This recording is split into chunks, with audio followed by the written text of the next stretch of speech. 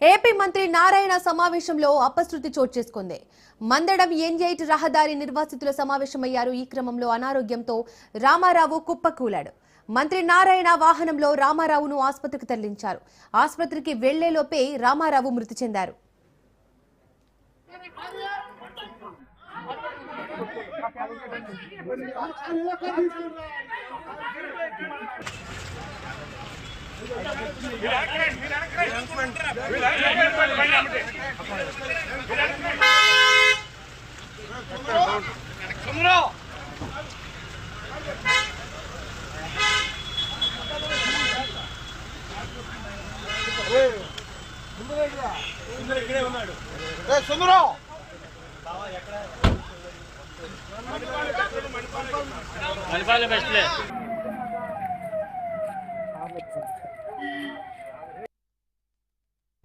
తీసుకోండి.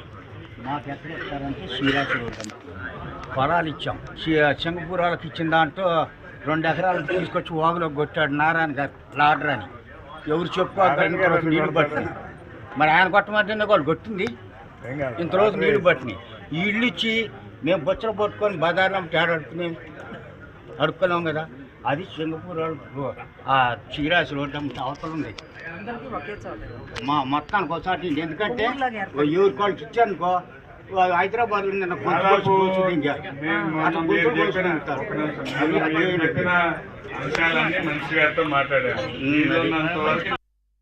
తీసుకోండి. మాకు ఎక్కడ ఏపీ మంత్రి నారాయణ సమావేశంలో అపశృతి చోటు చేసుకుంది.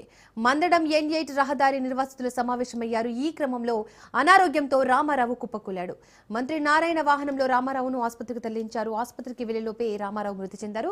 ఇదే ఘటనకు సంబంధించి మోర్ డీటెయిల్స్ మా ప్రతినిధి రమేష్ అందిస్తారు. రమేష్,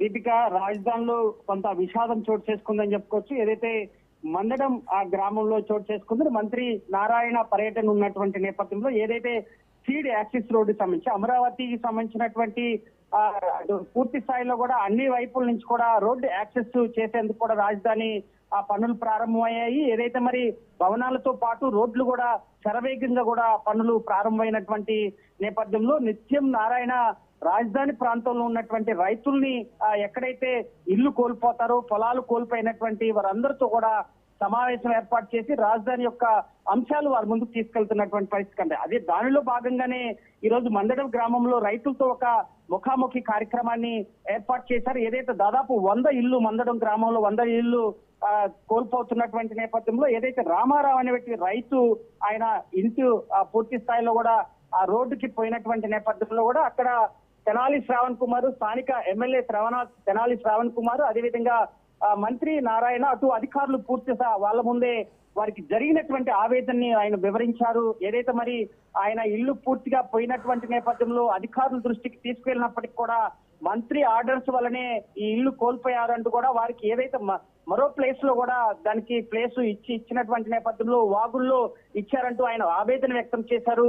శ్రావణ్ కుమార్ తో మాట్లాడుతున్నారు. కేవలం 2-3 మాటల తర్వాతే ఆయన ఒక్కసారిగా కూడా కుప్పకూలిపోయారు.